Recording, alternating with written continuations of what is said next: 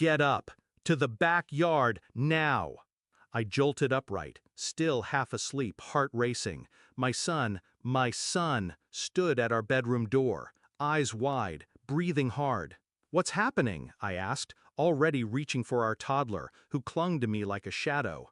"Baby, it's okay." "There's no time to explain," he said, grabbing his sister and sprinting barefoot down the hallway. "Just come, hurry." Pajamas, cold air, grass wet against my feet. We crouched in the bushes behind the shed. I wrapped my arms around the kids, confused, trembling. Then I looked back at the house and saw her silhouette in the window. Not alone. I met Claire 12 years ago in a parking lot with a dead battery and a smile that made my chest hurt. She talked like the world owed her nothing, laughed like she didn't care. But her eyes, they were heavy, like she carried things she'd never speak aloud. I loved her for that. We built a quiet life, safe, predictable. Dinner at 6, cartoons at 7. 2 kids, 1 mortgage, and matching toothbrush holders. She said she wanted peace after the chaos she grew up with. I gave her that. I just never expected she'd find it boring. The signs were there, if I'm honest. Late work meetings that didn't make sense, phone face down, always, a new gym routine and perfume she never wore for me. But love makes you generous with excuses, and I'd rather be blind than paranoid. Until 2 weeks ago, I'd borrowed her laptop for a Zoom call and saw the messages. Not just flirty, not just suggestive, detailed, coordinated, familiar. Because the man she'd been meeting wasn't just someone, he was someone we both knew. Someone I trusted with my house when we were on vacation. Our neighbor, Mark. The same guy who taught my son how to fix a bike chain. The one who laughed too loud at Claire's jokes. The one who waved too eagerly when I pulled into the driveway. I stared at the messages. My body felt cold, but my mind, it was calm. For the first time in a long time. I didn't confront her, not right away. I started watching instead. Tracking patterns, gathering proof. 2 phones, 2 bank accounts, 2 versions of the woman I thought I knew. Every detail was a pin in the map. Every lie, a brick in the trap.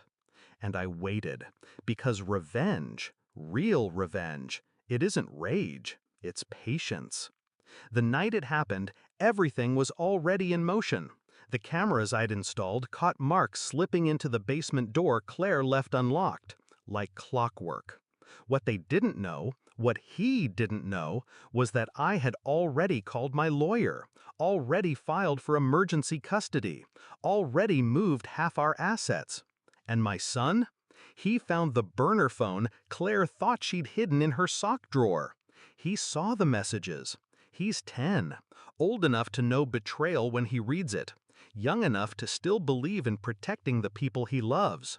He came into our room that night like a soldier and got us out before the fire started.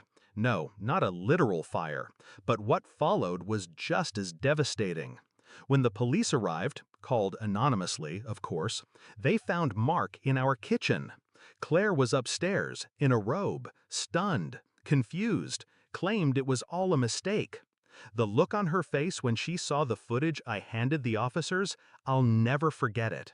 She realized in that moment that the version of me she knew, the passive one, the provider, the predictable man, was gone, replaced by someone methodical, someone who knew how to turn a quiet humiliation into a full-blown collapse. She was arrested that night for trespassing and conspiracy to commit fraud. Turns out she'd been funneling money, small amounts, but enough to cost her everything. We moved out a week later. I didn't burn the house down, I just left it empty, silent, like her promises. People ask if I'm angry. I'm not. Anger is loud, messy, it makes mistakes. But me? I'm precise. My revenge wasn't screaming, it wasn't throwing plates or airing dirty laundry, it was showing her exactly who she underestimated. It was teaching my son that truth matters, that silence has power, and that the ones who love you quietly will also protect you fiercely. Claire tried to call me last month, left a voicemail crying, begging, said she didn't recognize herself anymore. I didn't call back, but I saved the message so my daughter can listen to it someday, to hear what weakness sounds like behind a mask of strength. Funny, isn't it? How a betrayal can feel like the end of the world until it becomes your beginning. The night my son pulled me from that bed, I thought we were running from danger. Turns out, we were running toward freedom.